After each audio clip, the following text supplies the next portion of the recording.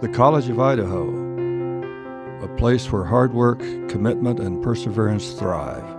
It's a community that fosters personal growth, a place where one's true character emerges and life is shaped. The College of Idaho, where great moments last a lifetime.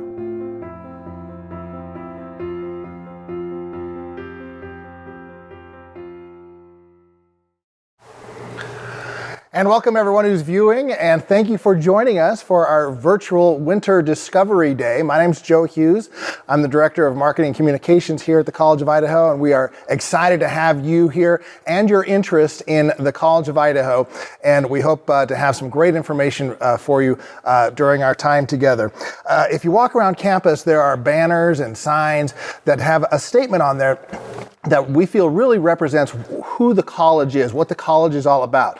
It's a single statement. I'd like to read it for you right now. This is what it says. We are an inclusive community of exceptional learning that challenges the ambitious and forges pathways to success and purpose. We think that really describes the College of Idaho well, and you'll have many examples of all those items coming up here in the next 90 minutes or so. More than anything, we wish you were here with us face to face so we could show you this beautiful surroundings and so the fantastic students that you're about to meet, but we can't do that, so thank you very much for joining us virtually. I am with a fantastic co-host with me. She is a senior here at the college. Her name's Cameron Coyle. She's a biology major and going on to graduate school, also pre-med minor. And Cameron graduated from a high school in Boise and then came 30 miles down the road to Caldwell. And Cameron, many have the perception that you have to go a lot further away than Caldwell, Idaho to have a great experience at college. And what was your experience then, being so close to home, but then being in Caldwell, Idaho? Yeah, I initially thought the same thing. I was like, I want to get as far away as possible, have 4 years to myself. But I got the opportunity to play soccer here and I couldn't pass it up. And I actually didn't know too much about Caldwell, so I still got the experience of, discovering a city for my own and making my own connections with a town that I was not familiar with. But the nice thing was I was still close enough to home. So if I wanted to go home for a birthday dinner, or if I was, out of groceries, I could go home and beg my parents to buy me some groceries. So yeah. It's been a really great experience.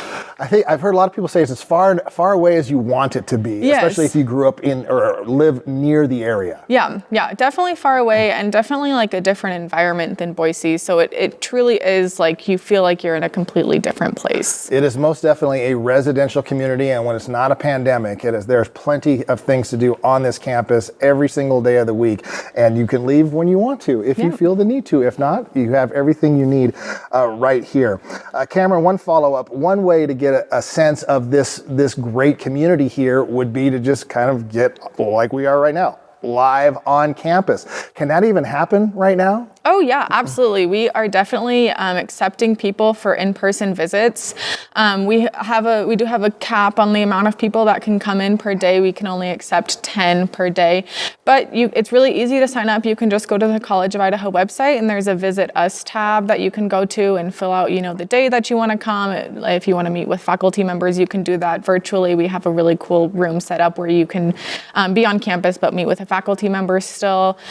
So it's a great experience to take part in, to feel yourself on campus and how you might fit in. Exactly. Yeah. We really encourage you to do that, and it is possible even during the pandemic. We're all physically distant in the presentation today, so no concerns there, and all the precautions are taken when you're on campus with us as well.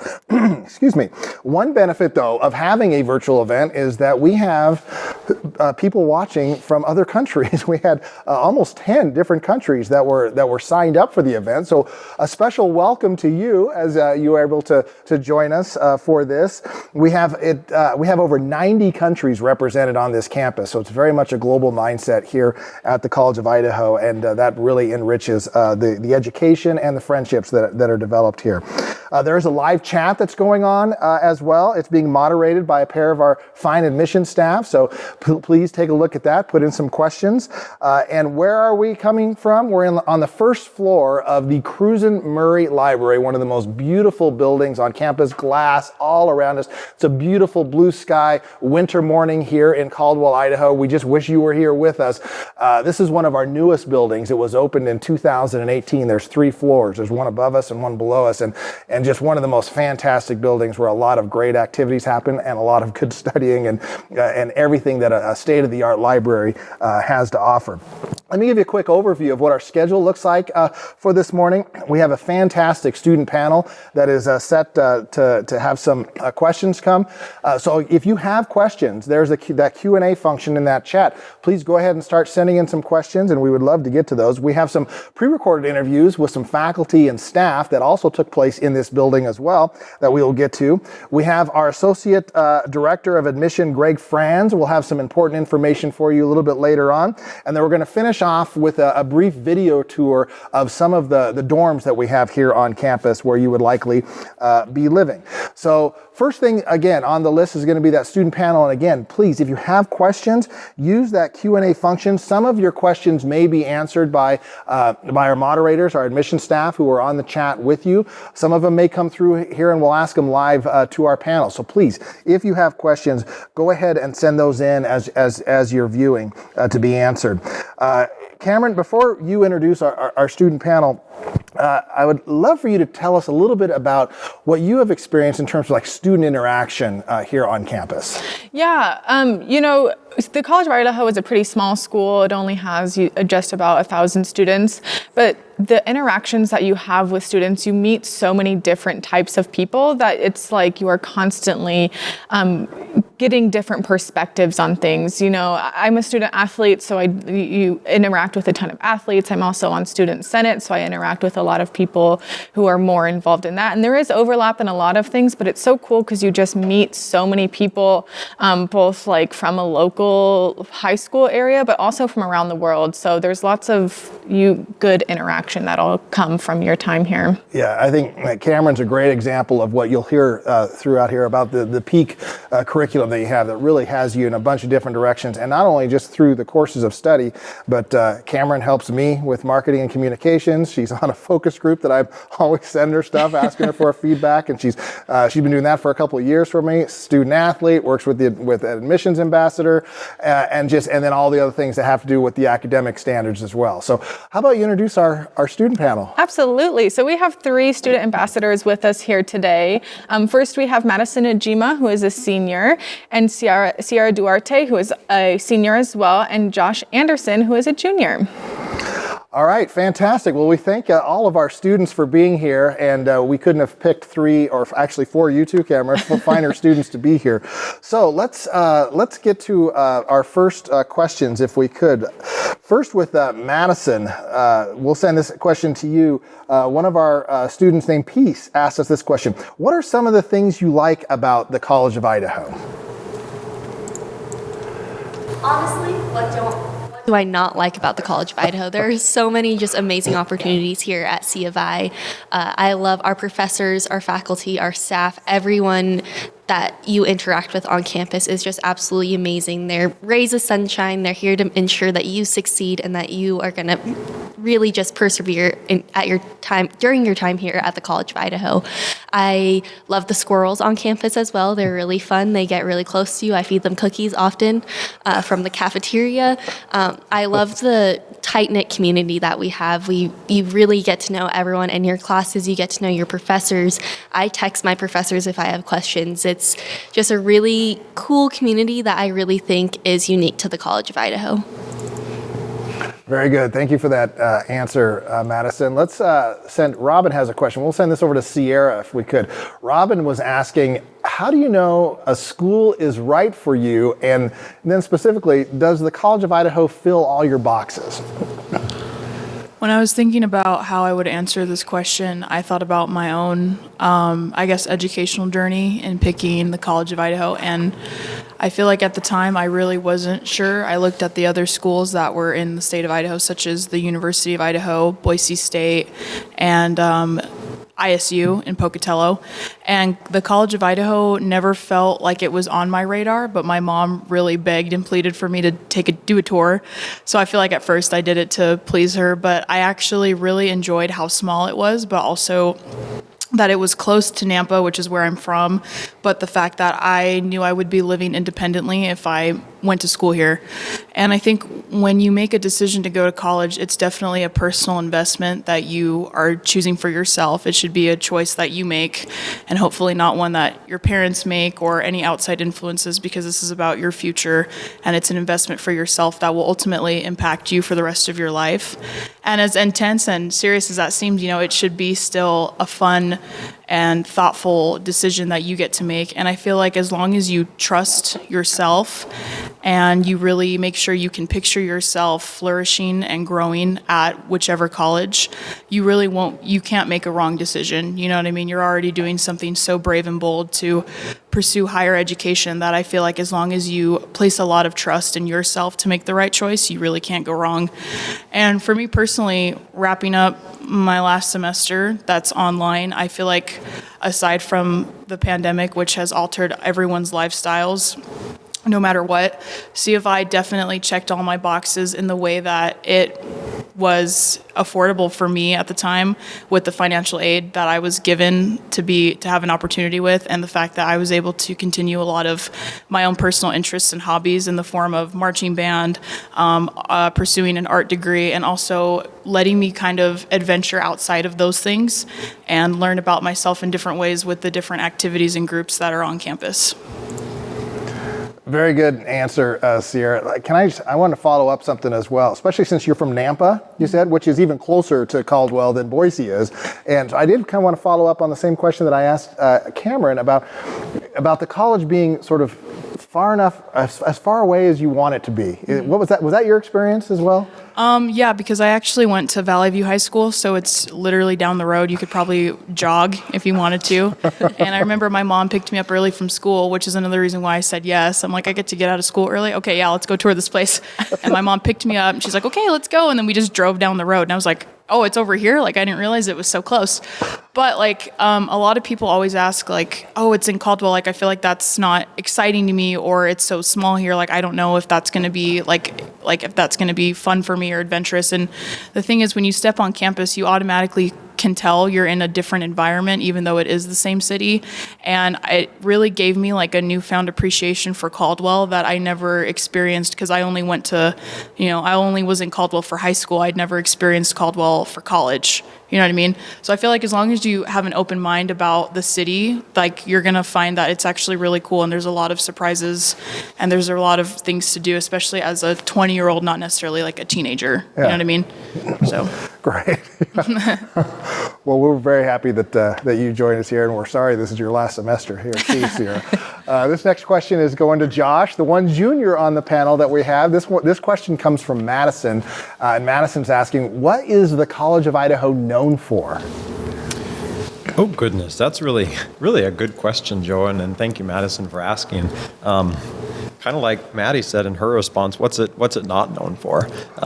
In my time here, I've very much enjoyed just the academic rigor. It's not necessarily an easy place. It's very challenging as far as academics go, but I think it's a very good challenge at the same time. And with the high expectations that come from the classes that we attend, there's so many high results, and you learn so much in your time here.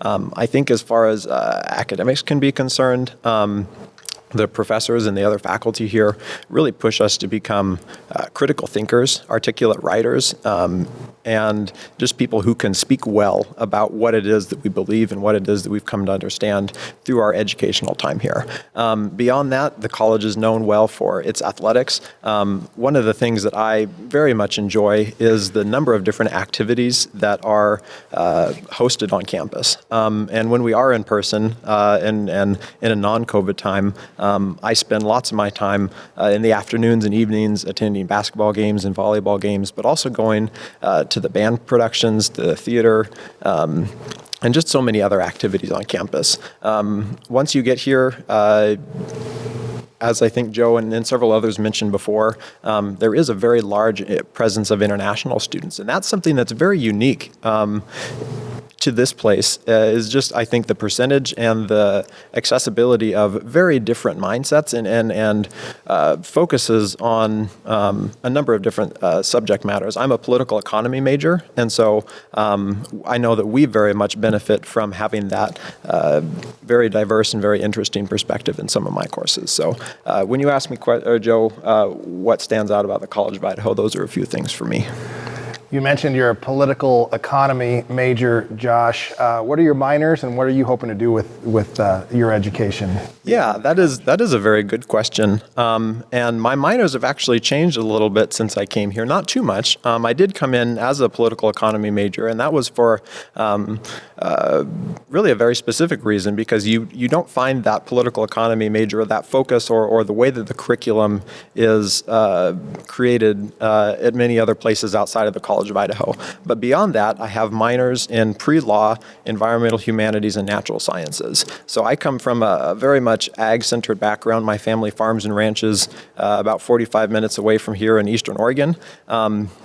And while I have very much appreciated that agricultural background, I think that there's more that I want to do in my life than just production agriculture. And so my plans right now are likely to go on to law school and work in some areas directed towards ag law, natural resources, and other aspects like that. So that's where I plan to go post College of Idaho. Excellent, Josh. Thank you for that. Our next question is going to go to Madison, and before I ask the question that came in, I want to ask Madison, since we've heard the other majors, Madison, what are your majors, minors, and what's the next step for you, since this is, like Sierra, your last semester here at the college? Yeah, so in the spring, I will be graduating with a bachelor's in marketing and digital media, and my minors are Spanish, political economy, and health promotion. And after college, I am lucky enough to already have a job lined up, actually, that I got through the College of Idaho. And I will be working in human resources and talent acquisitions for Albertsons companies. So I had an internship with them last summer, and I've worked with them since the end of my internship, and will be moving into a full-time position after I graduate. That is fantastic. And I can say that one of my interns at the College of Idaho in marketing is also working at Albertsons and had a job lined up before she graduated as well. So the return on investment is certainly happening here for our fantastic students in the employment realm, if that's where they're choosing to go right after graduation. All right, Madison, here's the question that came in is, do I have to live on campus my freshman year? And then related, can I pick my own roommate, and should I bring my car? So for our first year students, we do suggest that you live on campus. We actually suggest that you live on campus for at least 3 years, because we do really value our community here on campus. I know I live off campus now as a senior, and I absolutely miss living on campus. Obviously now with COVID and everything going on, our living requirement is a little bit flexible and definitely different than what it is in a normal year. But yes, most freshmen do live on campus, and I would highly suggest that valuable experience, because you really do get to meet your best friends. Like my roommates now that I live with off campus are actually people I met living in Heyman Hall, which is right over there actually, and they lived on my floor with me, and now I live with them my senior year as well. For your roommates, yes, you can choose your roommates. Freshman year, you can, if you know someone coming in, you can put on your community living agreement, hey, I want to live with this person, and as long as you both put each other on, you'll get them as a roommate. You also have the opportunity to get a random roommate. You get to take a little survey saying, oh, I'm a night owl, or I'm a morning person, and I like to be messy, or I like to be clean, and these are my interests, and different aspects that help our residence life department match you with a roommate. There's also options to live with international students, athletes, someone on your team. There's a bunch of different options for you to get paired with a random roommate, which can be a really amazing experience to meet new people. And then with your car, You can bring your car. There are options for parking lots, different areas on campus for you to store your car, but it is not completely necessary if it's a long drive. If you have a car that doesn't get very good gas mileage, it can be worth just leaving it at home, and you'll definitely meet people on campus that can drive you places. And also our campus safety offers rides to anything you might need, if it's appointments, if it's to McDonald's down the street, if you need a ride to the airport. We have faculty, we have people on campus that will drive you to the airport, just like I know Ann Whitwood, our visit and events coordinator, drives people to the airport almost every year because she's just such a kind woman. So Madison, just a quick follow-up for you as well. Did your freshman and sophomore years, did you find yourself wanting to leave campus very much, or did you find yourself just really digging in here? So I'm actually from Reno, Nevada, so I didn't really know what was off campus. There we go. So I was an out-of-state student, and I definitely, I do have my car up here, and it was definitely nice to have the freedom to be able to go to Boise if I wanted to, but a lot of times I'd find myself just wanting to stay on campus and experience all the different club activities that were going around, because almost daily in a normal semester you get emails saying, oh, this club is putting on so-and-so, or there's going to be a movie tonight in McCain, or PC is doing this. And I definitely think staying on campus and meeting new people and experiencing those different experiences is really valuable. And even if there was nothing going on campus, freshman year in Hayman, my entire floor, we'd move our TVs into the fishbowl, and we would all just have a movie night in the fishbowl all the time. So. Very good. Thank you, Madison. We're hopeful that, and the way things are looking, hopefully that we'll be back full-fledged on campus coming up in the fall as well. Remember, we got the chat questions going in. We have some chat questions that'll be coming up here in just a moment, but feel free to ask some of those questions on the chat. We'll bring them through here in a moment. One of our previously sent questions that I'm going to send over to Sierra was from Ella. Ella was asking, how do you feel about C of I's liberal arts program? Is it fun and exciting to learn about things you wouldn't normally explore? So actually, when I came into the College of Idaho my freshman year, I was originally a music major. Now I'm an art and design major, and my second major has always been marketing and digital media as well. And with the minor options, I remember when I was in high school at Valley View, and I think it was my junior year in high school, we had like a college day, like a college fair day. And the people who were here to represent the College of Idaho were presenting on the Peak program. And this was the first time that I'd ever heard of this model that I think a lot of other colleges and universities are headed towards now. But I think the College of Idaho is definitely ahead of the curve with implementing the Peak program so early. And what really caught my attention to it was the fact that you could take two majors or one major and do 3 minors or 2 minors like at the same time.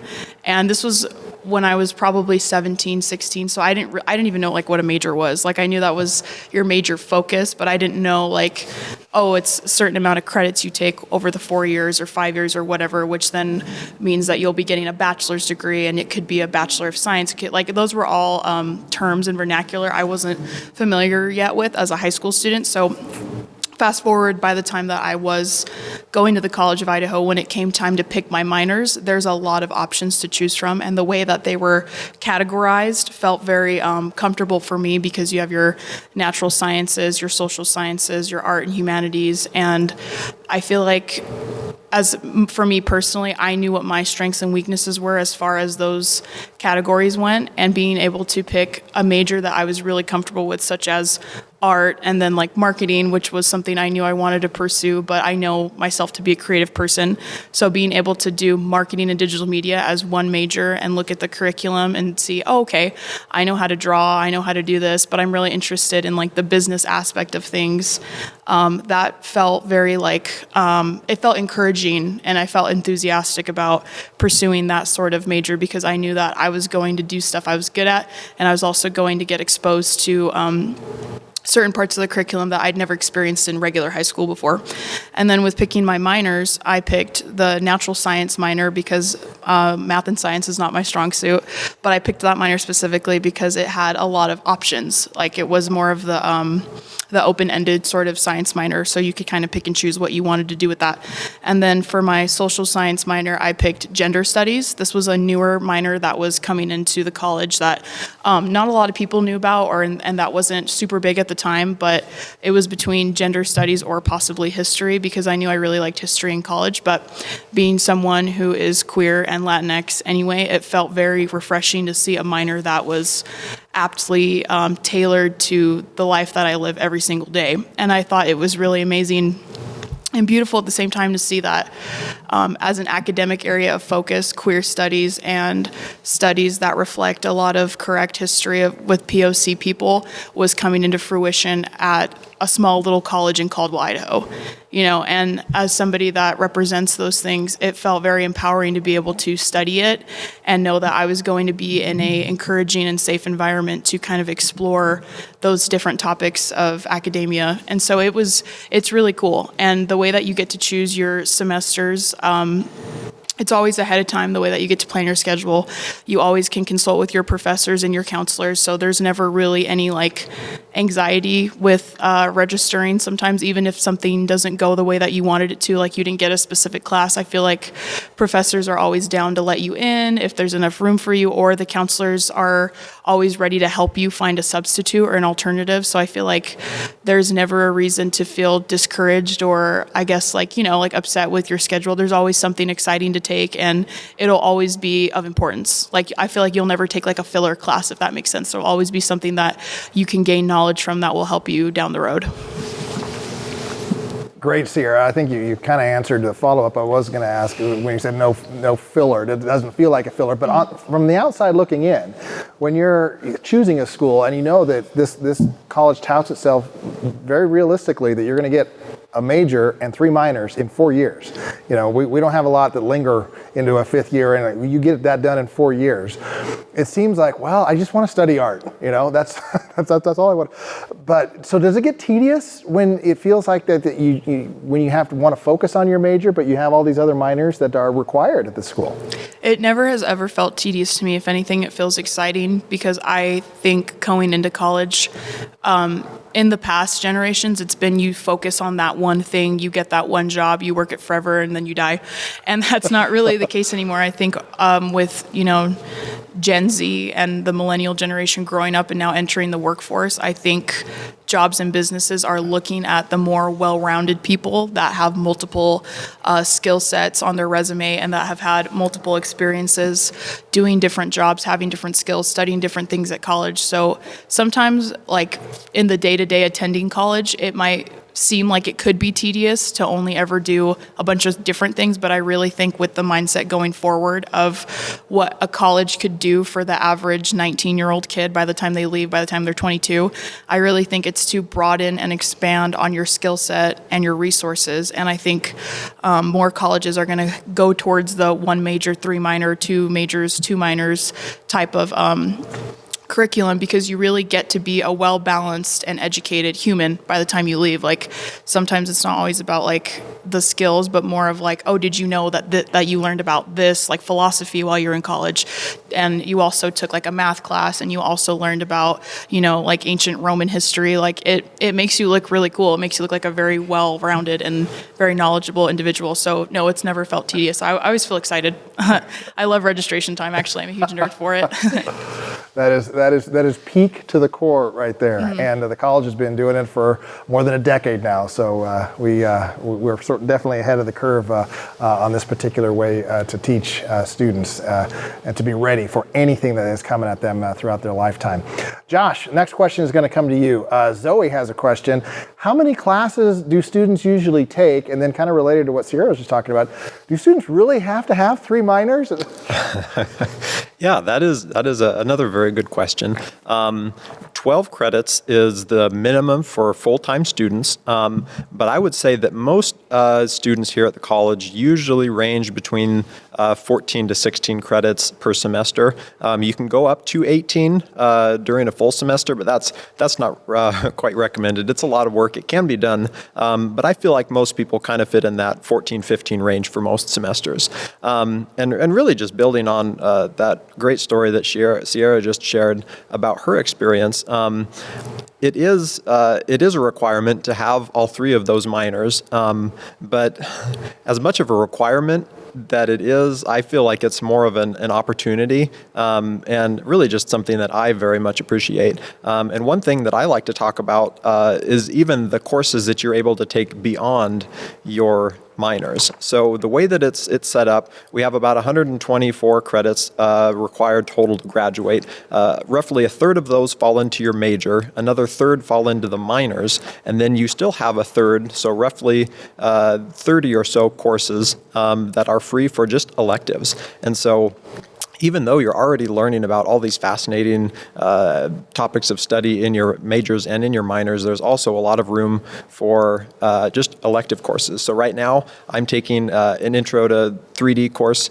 and we've been building projects out of cardboard. I'm also taking 2 different history courses, one on ancient Koine Greek, and then another one on modern East Asia. And none of those fit into my majors or minors, but I have room for them in my course, and they're just things that I'm interested in and courses that I would like to take. And so that's really what has worked well for me. And the same is true of so many people here at the college. You can really fill your time well, and there's not a lot of just wasted space, classes that you don't need. And even if it is something that doesn't fit into your majors or minors, you can learn so much from the different course opportunities offered here. Fantastic. Thank you, Josh. Our next question is going to come in from the chat. And if you don't hear your chat question answered here, our admissions staff is on the chat. They will answer your questions, or it might get answered later on, as well as we have some more information that will be coming along. But our last question of the student panel, and I'm going to have each one of you answer this. We're going to go right down the line, starting with go to Maddie and Sierra and then Josh. But the last question is, what are the student panel's extracurricular activities, like your clubs and sports and that you're involved in? What are some options that would be fun for a freshman to get involved in? So I personally am one of our associate lead student ambassadors for the college. I am a student senator. I am a member of the ski team. I am medically retired due to injury, but I'm still an athlete and have that athlete experience under my belt. I am highly involved in Greek life. I held a position for my sorority for 2 years, and then also was sitting president for Greek Council for 2 years. I'm a member of Disc Golf Club. I feel like there's some that I'm missing because I know I always miss at least one or two, but there are definitely a bunch of different opportunities. We have an entire list of our clubs on the College of Idaho website, so you can kind of, even before you get here, kind of discover what you're interested in. Me personally, I'm also retired this year. I didn't do as many activities as typically, but my freshman through junior year, I also did Senate. Well, I did Senate my first 2 years here as a student representative of my dorm. And then my junior year, I participated on program council, and that is like the group on campus that hosts activities and different events that for students to do that are specifically like on campus. And we made like t-shirts that we gave away at the football rallies and as well as the basketball games, and that was really fun to get to interact with students on more of like a hands-on way. I also ran for ASCI president last year, and that was really, really fun, and I typically like more of those activities that are more geared towards, like, that are people-oriented. I've done the Ambassador Council for almost a year now, and I loved it, and I also did band. I just recently dropped it this semester to focus on finishing my classes and getting some personal stuff done in my own personal life, but that was really fun, non-COVID, because we would play at the football games and we would also play at the basketball games, and it was really fun every year to see the new freshmen that would come in from their representative high schools and whatnot. And then as an art major, even though they're my classes, you usually take 2 to 3 hour studio courses every semester where you just get to sit and make art and stuff like that. And I know that's just my class, but to me it always felt like a fun activity that I got to do on the side and stuff like that. So I've been able to do a lot of really fun stuff here at the college, and I'm really grateful that I was able to do all of it. You know, I didn't feel like I had to pick and choose. I usually could make enough stuff fit in my schedule for the time. Yeah, that's so true. Thank you both for sharing. And extracurriculars are so important. I've been able to get involved in a number of different activities, and one of those is with the Ambassador Council. I love giving tours. There's so much history and so many amazing and just interesting stories about this college, and I love to share those stories when people come on campus. Beyond that, I'm serving currently this year as the student body vice president, so it's my role to oversee Senate and the function of our student government on campus. Beyond that, I'm involved in a number of other clubs and activities. One of the areas I focus quite a bit of my time on is our campus ministries. There's a fairly significant portion of us that work in kind of a Christian-focused area, but there's a number of other interfaith and other kind of religious-focused student groups that are here on campus. Beyond that, I've been involved in another group called the Yotes Tradition Council, and we work with the alumni department, planning activities like homecoming and several of the other events throughout the year. And then beyond that, I just have some fun. Before COVID hit us, there was a few of us that started playing rugby on a few afternoons a week. And so that was something I was really enjoying then, and something I think I'll hopefully enjoy when we get to come back in person. All right, just a big thank you to our student panel. We appreciate just your great insight. That's been fantastic. We appreciate you being here this morning. We're going to shift now to talk a little bit about the faculty with Cameron, who conducted some interviews. And one of the questions came in, what's our student to faculty ratio? It's 11-1. And our faculty are just incredibly accessible on this campus, even during this virtual time. It's just whether it's a phone call or chat or through the computer, or any along those lines. They are checking on their students and keeping those interactions going. And they've been the lifeblood of this college since it opened in 1891. Cameron, before you introduce your video of an interview that you did with one of our faculty members, can you tell us about an interaction specifically for you that's been particularly memorable working with a faculty person? Yeah. And while I was thinking about this, it was so hard to pick one because there's so many. But I think my most favorite memory with a faculty member, I got the opportunity to do some summer undergraduate research in the biology department.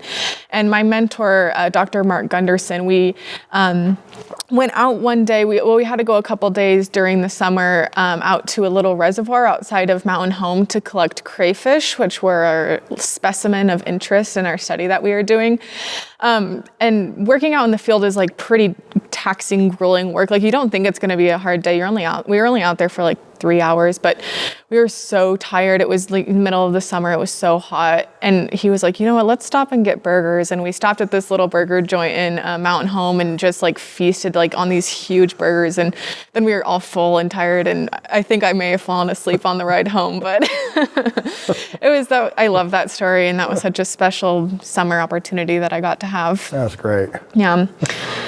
So, we have an interview here with another faculty member, so you're able to meet someone in, I guess, person and see, me talk with them about their experience at the College of Idaho. So this next video is with Dr. Jenn Rushman.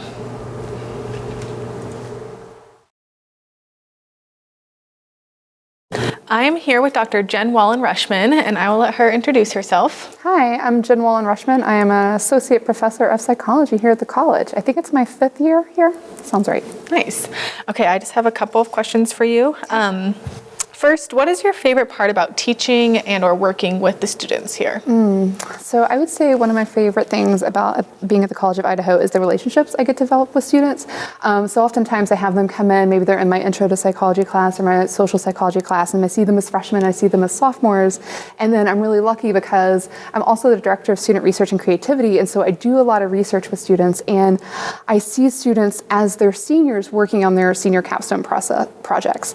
And in psychology, all of our students do a thesis, and so seeing them grow from where they are as freshmen and sophomores coming in and where they get to when they're carrying through a research project on their own, and so often they're doing research projects about things they're really passionate about, and they're looking into making the college a better place, making their community a better place, and they're really just interested in using the knowledge they've gained at the college to make it better. And so I love seeing that growth. So every year at the Student Research Conference, they often present those results, and it's just, I love to see that empowerment improvement and that change, and how their worldviews shift and get challenged and they grow. And and it's not just growing intellectually. I think oftentimes I see students, they grow like emotionally, and they grow in their empathy, and it's beautiful to see them transform in their time here. I love it. Nice. Will you just explain the Student Research Conference super quick? Yeah, no, I can totally do that. So the Student Research Conference it usually happens every May. This year our schedule's a little different, so it's going to happen in April, and it's just an all-day event where students present on the research they've been doing. So people presenting in biology and chemistry and psychology, and we also have art performances. So we have people performing in theater. Sometimes we have some spoken word. We have the art department, they do a gallery showing, and so it's really representative of the peaks we have, and so it's cross-disciplinary. So we've got people coming from humanities, natural sciences, social sciences, and arts, and they come together and they're showing the work they've been doing both independently, but also the collaborative research or creative work they're doing. And so it's just really a showcase of the work that our students do both independently and with faculty. It's one of my favorite days of the year. Yeah, I love that event. What can students do to make the most, or to make a connection with you, or to get the most out of a class? That is such a good question. I would say first, I bet everyone says this, but office hours are so good. Like, we're just sitting in our office waiting for students to come and talk to us. And so I would say, like, take advantage of office hours. They're not for like, oh, if you're struggling or if you're having help. I would say office hours are best for when you're curious, when you have a question, when you thought about something differently than me. Those conversations are so enriching for me. They're why I'm a teacher, so I can have those deep conversations with students. Students are always teaching me to see things in a different way. And so that only comes from deep conversations. So I would say take advantage of office hours, talk to your professors right after class. If something really got your attention, we love to keep talking about that stuff. And we want to hear what you think, right? As a student, we want to know, did you think about this in a different way? What did you take away from this reading? And I would say, as all the professors, I do a lot of discussion in my classes, right? Try to have discussion-oriented classes. And, if you're going to participate, even when you don't know the answer, right? Or even when you're feeling a little bit timid, or it's a subject that's not your expertise, because you are going to be taking, a lot of different subjects here at the college. I want you to get out of your comfort zone and challenge yourself and participate in discussion. I would say those are the big things for me that are really gonna, let me know a student's really involved and help me start to build that relationship with them. When students do that, I'm always like, hey, do you want to come TA for this course? I've got students coming in TAing for a course. Or I say, hey, do you want to join my research team? I've got a couple different research projects going on right now. And it's those students where I've had those conversations and I know that they're really curious first and foremost, right? It's not about being smart or not. It's like, are you curious? Are you willing to work hard? And then I'm going to hopefully ask you to be involved in those opportunities. Why did you choose the College of Idaho?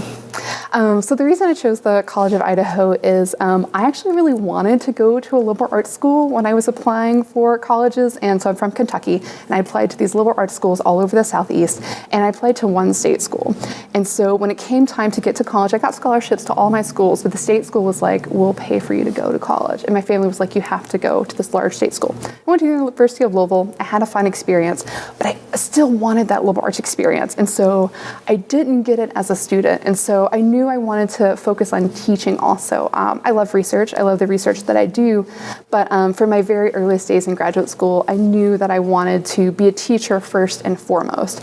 And so when I was looking for places for jobs, I knew a liberal arts college was just right for me because I could focus on teaching, but also I could have those relationships. I could, be cross-disciplinary. When I was a student, I was a biology major, a psychology major, and a sociology major because I just love that interdisciplinary perspective. And so that's why I wanted to be at liberal arts, but peak, right? So peak, that ability to be interdisciplinary, really brought me to the College of Idaho as the place I wanted to be. And so, academic jobs are challenging. And so when I applied for this job and got it, it was just, so perfect. I wanted to be at a liberal arts school. I wanted to be here with Peak. And, I love living in Boise. I love living in the West. So yeah, I was so lucky to finally be here. Nice. All right. I think that is the end of my questions. So thank you so much for participating in this. Thank you.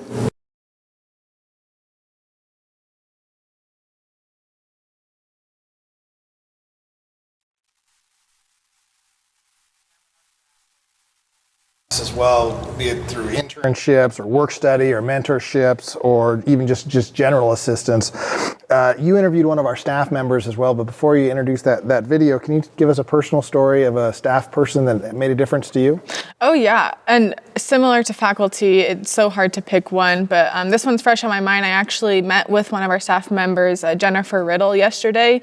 She works in the Center for Experiential Learning, which helps students in like a very wide range of things, from like career prep, interviews, getting a CV together, a resume together, and then also like if you want to do a study abroad, she helps set that up as well. But I had a really good conversation with her about grad school applications and trying to get my personal statement together and creating a really strong resume. So this is she's so helpful and like really wants to see everyone succeed in their future career outside of the College of Idaho. So I am so grateful to her and her resources, and I recommend everyone take advantage of that. So, absolutely. And then our next video, I actually interviewed another one of our staff members, Colin Walker. So go ahead and check this out.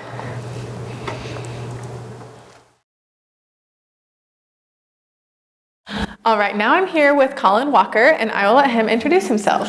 Hi, my name is Colin Walker. I am the event specialist here at the College of Idaho, and I am also the LGBTQ plus coordinator under the Division of Student Affairs. Wonderful. What is your favorite part about working with students? Ooh, that's a good question. I think it's the ability to connect with people who are at a pivotal point in their life. I remember when I was first going to college, and I remember I didn't have such a great connection, not because they weren't excellent teachers, but I didn't have a great connection with my professors. I had a great connection with my RA, my residential directors, with the dean of students, with my advisors for all the clubs and organizations I was in. And so for me to replicate that and be in the other side of the seat and to work with students and help them develop their professional skill set, but then also help them with their everyday lives is so meaningful to me because I know how powerful and impactful that was for me. What do you think it means to be a member of the Yote fam? You wear purple on Fridays. And I think it's being a part of something larger than yourself. I think everyone craves community.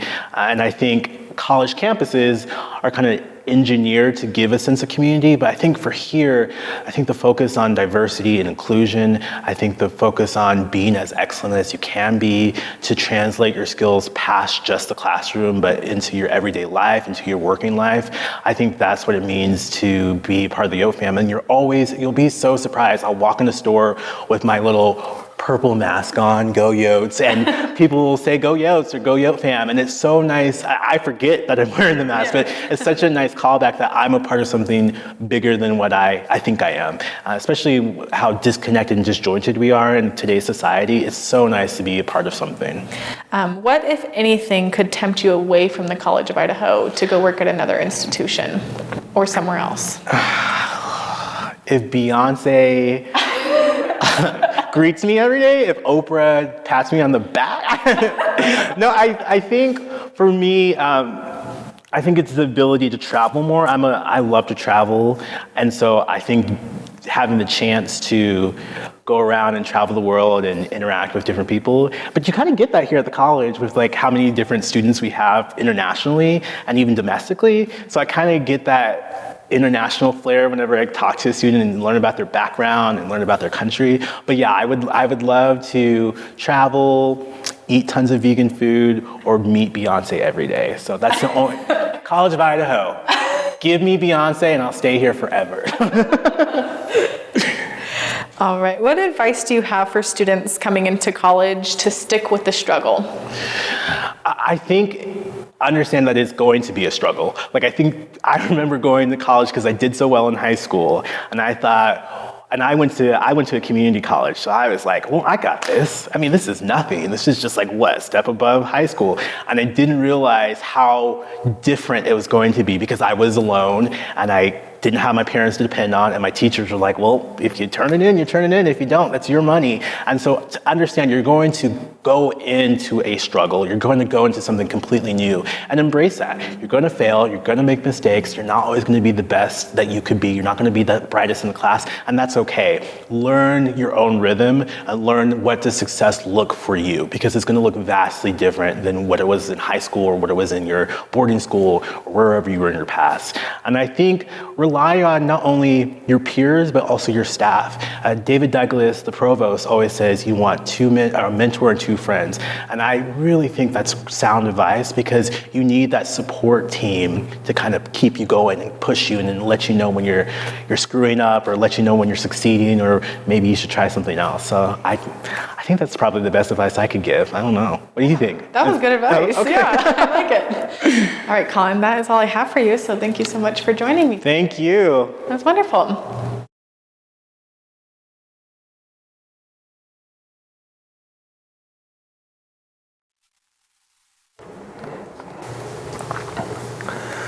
Well, as you can tell, our staff and faculty are very involved in our students' very personable situations that are occurring on a regular basis. There's no better personal interaction on our campus than what our admissions staff does. And so if you continue to have questions, please put them in on the chat. We've got two of our admissions staff who are on the chat who can answer your questions, or we might get to those a little bit later on as well. Joining me now is Associate Director of Admission and also Director of International Recruitment, Greg Franz, with a segment we're calling All About Admissions. Everything Every now. single thing, Joe. Get ready for Welcome, the next Greg. 2 hours. Now, thanks, Joe, and everybody for joining us today. My name's Greg Franz, over the admission office. We're going to talk to you a little bit today about whether you are a freshman in high school or a senior in high school, whether you're in the United States or international, or if you're a transfer student, the things that are most important to keep in mind as you prepare for this very important journey. Applying to the College of Idaho is something we like to think is a pretty straightforward process. So the first thing we do is we make it free. We think that anybody should be able to apply to the college regardless of your circumstances financially. So it's always a free application. We're also on multiple avenues to apply, meaning you can apply directly on our website, collegeofidaho.edu/apply. You can also apply on the Common Application, commonapp.org. The Common Application is a fantastic tool. It's a little bit longer of an application, but it's a fantastic tool to use to apply to multiple institutions using just one common application. We are on there, and there are actually a few other schools in the state of Idaho and several throughout the Northwest, and close to 1,000 schools in the United States that are on the Common Application. So that's a fantastic resource, Joe, for students that are looking to cast a wide net on their applying to college. In addition to submitting your application, if you're going to be graduating from high school and applying to the College of Idaho, we would want to see your transcript. So you'd submit your application your senior year along with your completed junior year grades. So we'd want to see everything through to that last semester of your junior year. We would also want to see any dual credit transcripts that you might have accumulated along the way. But you can wait to submit those final transcripts until after you are finished at those institutions. Additionally, the College of Idaho is test optional, and this is an important process, especially today. We've actually been test optional since 2015, so over 5 years now of recognizing that students don't always find the SAT or ACT advantageous when applying for college. So applying test optional essentially means instead of submitting those scores, you would submit 2 of 4 items that we ask you to submit. And if you're applying for this fall 2021 academic term, meaning you're a senior in high school right now, that's applying test optional, the 4 different items you can submit, and remember you just submit 2. One is an essay. We give you a pandemic topic essay. We also invite you to submit a piece of artwork or a photo collage and give a short description of that artwork or photo collage. The third one, which has become my favorite, is a video submission, and that's really a pretty wide open prompt. for you to submit something via video that you're passionate about. And then the fourth thing is a community service project proposal. So something you may have already done, something you're planning to do, or something you would like to do in your community. So those are the 4 items. You submit 2 of those things. Joe, the pandemic has really made it tough for a lot of people to submit SAT or ACT scores. And so that's a big reason why test optional can be an advantage if you're applying for this year. But know that the college also thinks that it's important to give that option to students that academically have excelled in school, but maybe test programs that are offered on a Saturday morning for a few hours are not the best way to show us your academic potential. So we really feel test optional is a fantastic way to go if your SAT or ACT scores are either non-existent because you haven't taken them, or they don't reflect who you are as a student. In addition to submitting those items, you can submit a letter of recommendation that is optional. And we always love reading letters of recommendation, but it is not a requirement for us to read your application. So in summary, if you're a domestic student, you submit an application, you submit your high school transcript, test optional or SAT or ACT scores, and then an optional letter of recommendation. If you're an international student, you would submit what's called a Certification of Finances, or ISFAA, International Student Financial Aid Application, along with if you are from a non-English speaking country, or if you haven't had an English speaking background as part of your education, you would submit TOEFL, IELTS, or Duolingo scores. But if you do come from an English speaking country, or if your education is done in English or has been done in English, or if you've studied abroad in the United States, we would waive that item for you. And test optional applies to international or domestic students. If we have any transfer students on the call, welcome. On the video, we ask that you submit your transcript, your in-progress transcript from your current institution and from all previous academic institutions. If you have fewer than 28 credits accumulated from different institutions, then we also ask that you submit that high school transcript and either that test optional process or SAT or ACT scores. So those are the documents.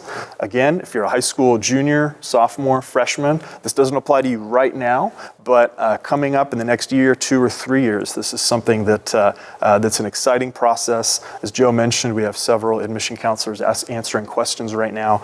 And at some point, you'll be assigned, or you have already been assigned, an admission counselor. So our admission staff is comprised of Mike Burdine, Director of Admission, Tracy Spencer, Senior Admission Counselor, Jillian Krulak, Admission Counselor, and Paloma Magana, Admission Counselor, and then me, Greg Franz. So we have a lot of help in those areas. And then a couple other things to run over with you. If you're a domestic student, if you're from the US, we want you to submit the FAFSA. That's not a requirement, but the FAFSA, the Free Application for Federal Student Aid, is a very important document that gets us an idea of your ability to pay for school. And the FAFSA, when it comes to creating a financial aid package, is a real linchpin in the overall process. Not only could you potentially be eligible for federal aid through grants and student loans, you could also be eligible for additional aid from the college based on your ability to pay. At the College of Idaho, we strongly believe in awarding students financially that deserve it and that need it. So a deserving scholarship would be a merit scholarship, which is the foundation of any financial aid awards letter. And that could be followed by athletic scholarships, talent scholarships in theater, music, art, speech and debate. We also have some scholarships, I think as was mentioned earlier, in different ministries on campus, as well as some other activities.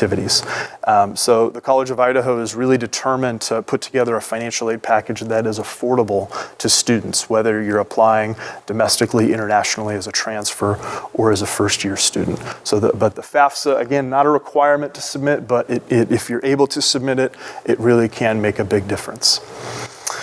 We have an exciting scholarship competition coming up in February. That's the Katherine Albertson Scholarship Competition. This is if you are planning on attending the college this coming fall. So if you're a high school senior, if you're a transfer student, whether you're domestic or international, this applies to you because it's also virtual like this event. The scholarship competition is comprised of a faculty interview as well as a written essay exam. So you'd get an exam from us and you would submit it that day. There's a deadline of at some point that day that you would receive a link to go ahead and submit that exam. So those two things together, by just participating in the scholarship competition, Joe, you get $500 a year in additional scholarships on top of the other awards that you receive from the college. If you do pretty well, you can get $1,000 a year, and if you really excel, you could be at $2,500 a year. So the Katherine Albertson Scholarship Competition, February 8th through the 19th. You can find it on our website, collegeofidaho.edu/visit to register. If you've been in our system for a little bit, you've likely received an email or two inviting you to this program. The requirements are that you have a 3.0 cumulative GPA or higher, and that you have submitted your application to the college by the time of your exam. And that window of the 8th through the 19th, you're not doing a scholarship competition for 2 straight weeks. You're doing it for 1 day, and it's, again, an exam and a faculty interview. So definitely check that out. In that time frame is also our regular action deadline, which is February 15. So ideally, you would have applied to the college and submitted your application items by then. There's a little bit of wiggle room, but that's a really ideal deadline for us to be able to review your application and notify you of a decision. And then if you're accepted to the college, receive a financial aid package, and then kind of put all these other steps in place. So just looking over my notes here, regular action deadline, February 15th, the scholarship competition, the 8th through the 19th. Be sure and submit that FAFSA if you're a domestic student in the U.S. If you haven't visited the college yet, we mentioned this earlier, Cameron mentioned this earlier, you can still come and visit. And if you haven't visited the college and you're not local, meaning you would have to drive or fly along to get here, we actually have a fly-in reimbursement program where we would reimburse the cost of your flight for up to $250. So if you're from Seattle, Portland, the Bay Area, Salt Lake City, somewhere, Reno, somewhere that might be more convenient to fly, it's possible that fly-in reimbursement could pay for your flight. You would purchase the flight, complete your visit, then the college would reimburse you. So keep that in mind. It's very easy to find that registration form on our website as well. Just type in fly-in reimbursement, the College of Idaho. I think we want to get to some questions as well.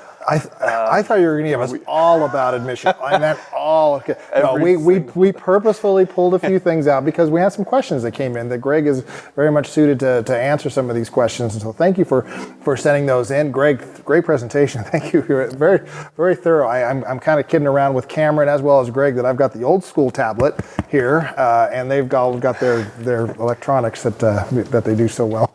So let's get to the first question. It came from Charles. Greg was asking, what kind of scholarships does the College of Idaho provide? Yeah, absolutely. So a little more detail in this area.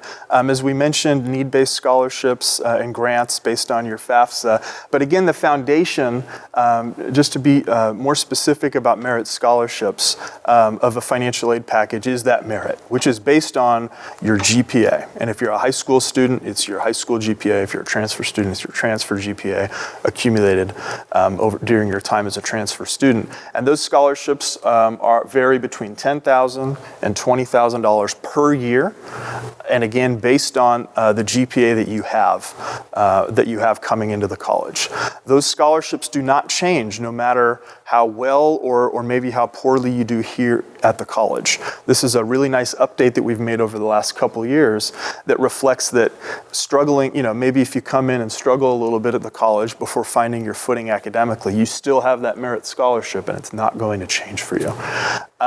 If you are accepted to the College of Idaho, and let's say you have the Tier 3 scholarship, the Dean's Scholarship for $15,000, and then your GPA increases, that could merit a bump up to our next level, our trustee scholarship of $17,000. And so whatever you come in as, if you're accepted to the college, you could potentially see an increase, Joe, in that merit scholarship.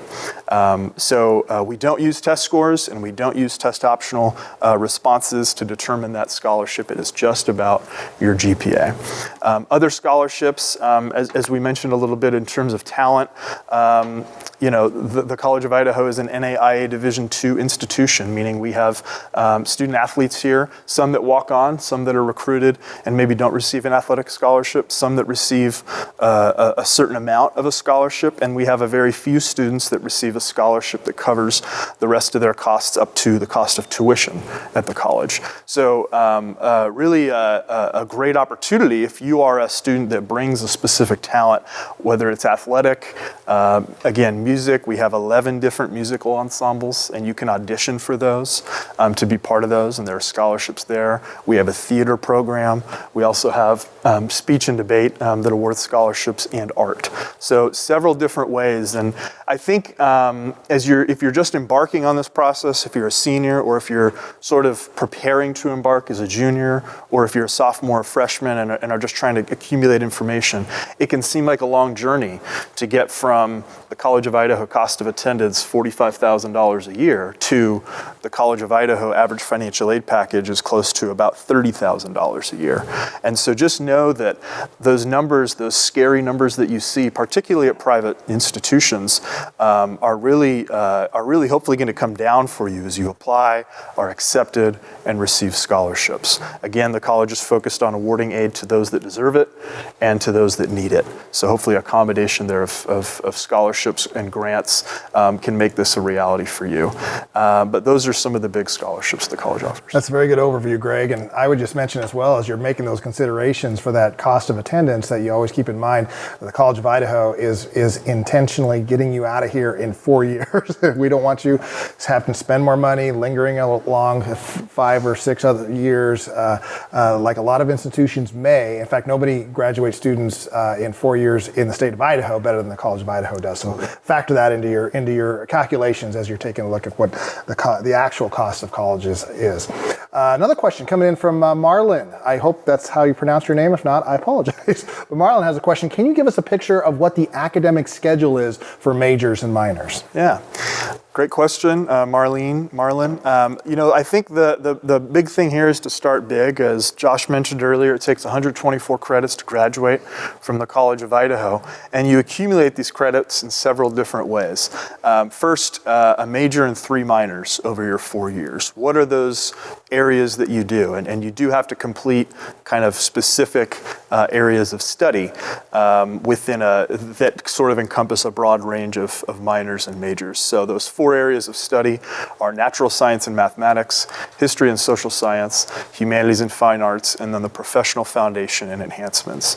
Those first 3 areas again encompass several different majors and minors at the college, and those are yours to choose. The 4th one, professional foundation and enhancements, is sort of a preset list of classes that you would take, and that area is really designed to encourage students to complete what we like to call high impact practices while you're at the college, whether that's an internship, a study abroad opportunity, research projects, those types of areas. So that 4th area is a dynamic area, but in terms of majors and minors, it is pretty static. When it comes to the schedule, what we do here at the college for your first year, as a first year student in your first semester, the College of Idaho advising team actually builds your class schedule for you. We think it's very important for you to get off on the right foot in terms of the classes that you should be taking. There are just a couple, literally just a couple classes that every student has to take at the college. First year seminar, and then history of Western civilization. So you take those classes your first year and ideally your first semester. And then after that first semester, you have you have quite the command over your academic schedule, going from your first semester to your second semester. It's also important to point out the winter term, which this year is a May term. Winter term at the college has been around for quite a while, and it's designed to be a 3.5-week term in the month of January. And it's specifically designed to allow students to learn in a different way. Whether you are taking a typical business course or a math course, it's designed to kind of, you're doing it Monday through Friday for a couple hours a day. There are also opportunities to take shorter study abroad opportunities with other students from the College of Idaho during that time. There's a winter wilderness experience in Stanley, Idaho, offered in that term. This year, due to significant schedule changes because of COVID, the winter term is now in May. So it's a May term, and so that's factored into all students' schedules as well. Typically, again, you just take one course during that time. To kind of put a bow on this, if you're thinking about 124 credits, first of all, what is a credit in college? Well, typically an average class at the College of Idaho is 3 credits. Some that are more demanding can be 4 or in some cases 5. And then courses that are maybe less demanding or not specifically academic, maybe 1 credit courses. So thinking about how many credits you need in each semester can really inform that. We have a great advising team. I know one of our questions earlier was about advising that works with you significantly in your first year, and then you're really transitioned over as you select your major intentionally. You're turned over to a faculty advisor. Great, Greg. Another question coming in from Christina, and you touched on this a little bit earlier, Greg, but Christina's from Washington. She has credits from CWU, and she wants to know, do you accept college credits taken in high school? Yeah, great question, Christina. Absolutely. The college has we look at a couple different things. If you receive an associate's degree, which is actually quite common for students, Joe, coming from the state of Washington, if you receive an associate's degree while you're in high school, we actually give you that full credit load as it relates to getting an associate's, which is typically around 60 credits. You still have to complete the full peak curriculum at the College of Idaho. So you bring in this large number of credits, which a lot of them go towards elective credits at the college. You still have to complete that major and 3 minors here, but it really sets you up to be more flexible with the classes you take, and may even allow you to graduate a little bit earlier if you bring in that significant course load.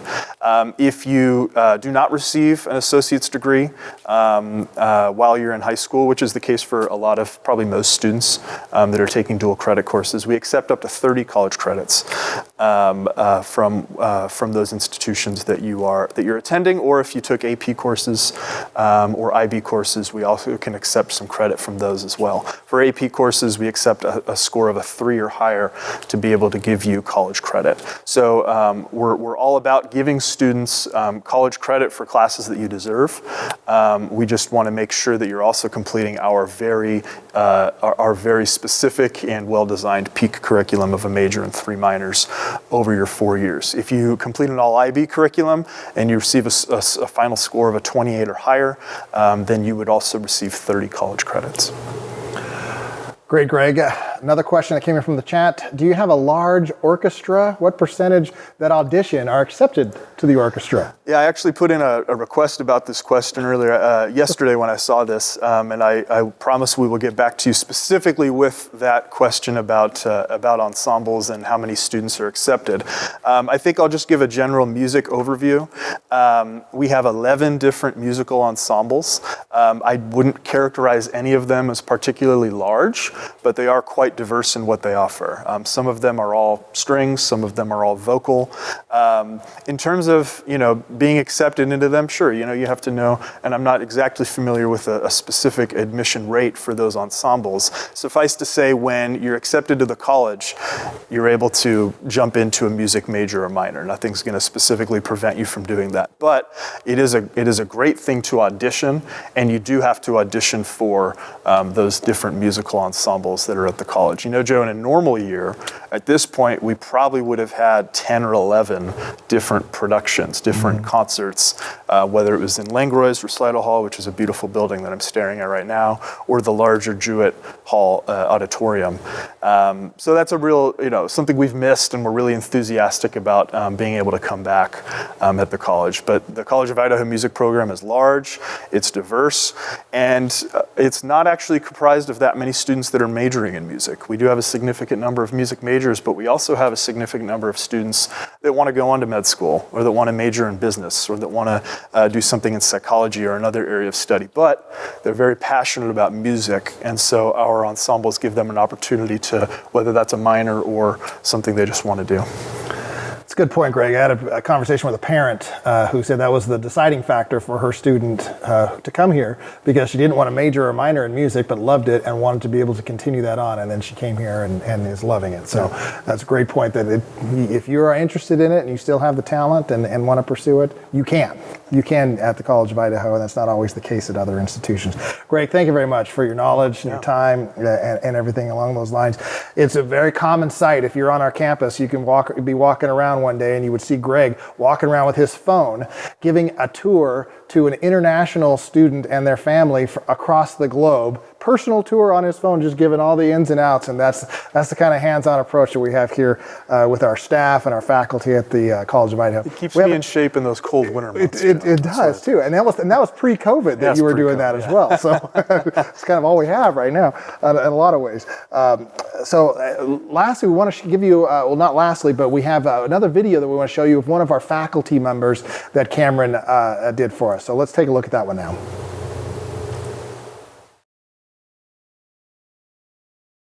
All right, I'm here with Sean Blackwell, if you would like to introduce yourself. I'm Sean Blackwell. I am an instructor of criminal justice and sociology. I teach in the sociology and anthropology department.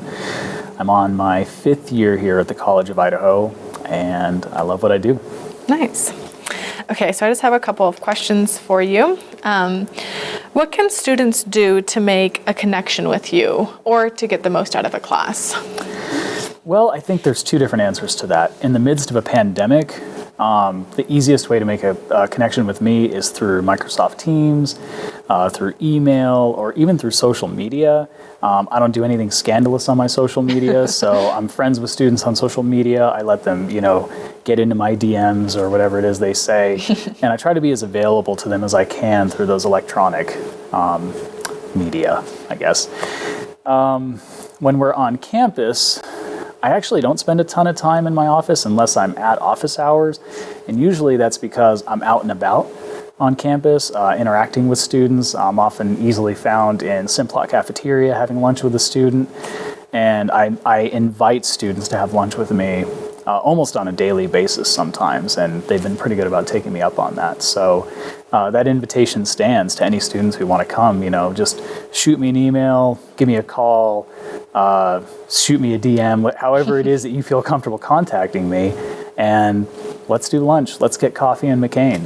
And those are the experiences that I treasure as much, if not more, I think, than the classroom teaching stuff.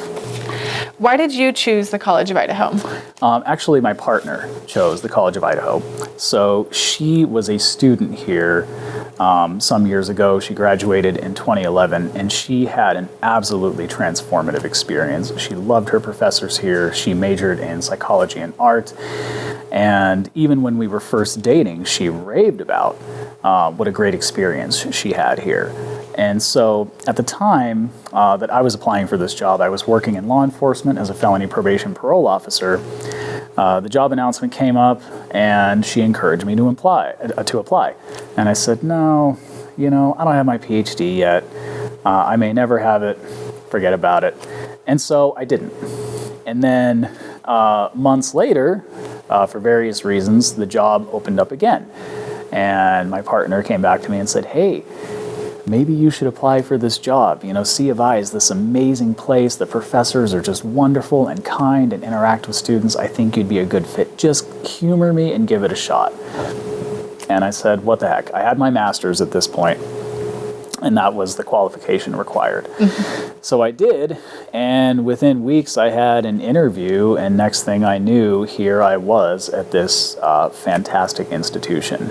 I had not envisioned leaving law enforcement. I enjoyed the work I did as a probation parole officer, but I quickly found that my partner was right, that this place had something really special to offer that I hadn't really experienced or seen at many other campuses that I'd had the chance to visit.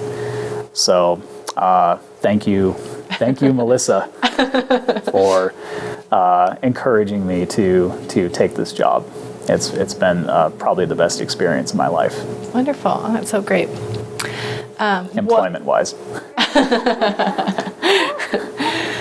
Jim's like, yes, it is, Sean. All right, Sean, is there anything else you'd like to add? Sure. I think the only thing I would add is that, to me, the thing that makes the College of Idaho so special more than anything are the personal relationships that we're able to build with students. And so another piece of that survival that you'd asked about earlier is to never be afraid to reach out to us professors or staff as well, who are fantastic. But I make it a goal to be there for my students when they're having a hard time. Because sometimes those lunches can be about celebrating their good days and their successes. But I also want our students to know that we're here for them. We're here for you when you're going through those difficult times as well, whether it's a breakup or dealing with a chronic illness of some form.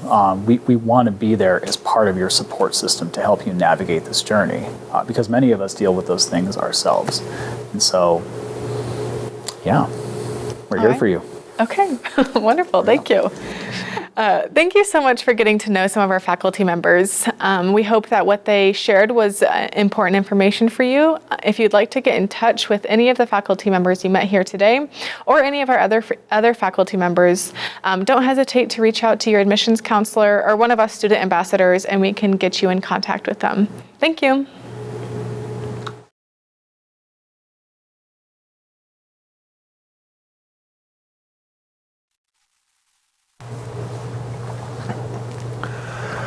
Before we get to our final piece of our presentation today, which is a brief video of some of our dormitories on campus, if any of you, if questions have come up or you have any questions you didn't ask, please send them to our admission team at admission@collegeofidaho.edu. Again, that's admission@collegeofidaho.edu, and someone will get back to you and answer your question. And I hope this has been informative to you. Thank you for sticking with us and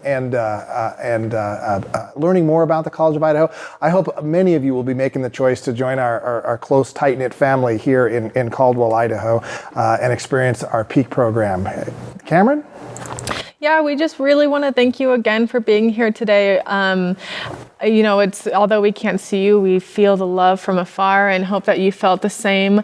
If you do want to come on campus, I do definitely recommend scheduling a personal visit. You can actually meet some of the people that you heard from today and get a feel for what campus is like. As we close, like Joe mentioned, we do have 3 dorm tours that we're going to show you. So we have a little video with Anderson Hall, Heyman Hall, and Simplot Hall. So we'll just leave you with that. Thank you so much.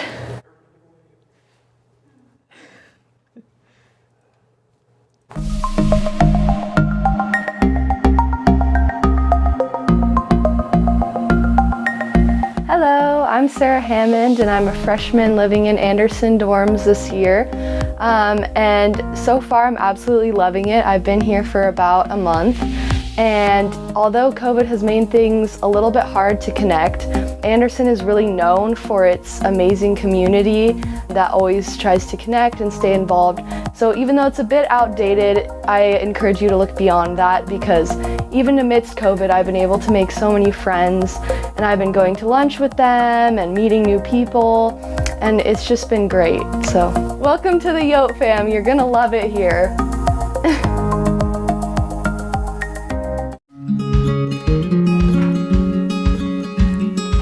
Hi, I'm Eden Makafi. I'm a freshman here at the College of Idaho and I live in Heyman Hall. My favorite part about this place is the community. Everybody here is friends with each other. I think one of my favorite things is going to the basketball court right after a long day of school, hanging out with friends, and then grabbing a bite to eat at the cafe. The cafe has great food. I hope you guys choose Heyman Hall as your dorm and go Yotes!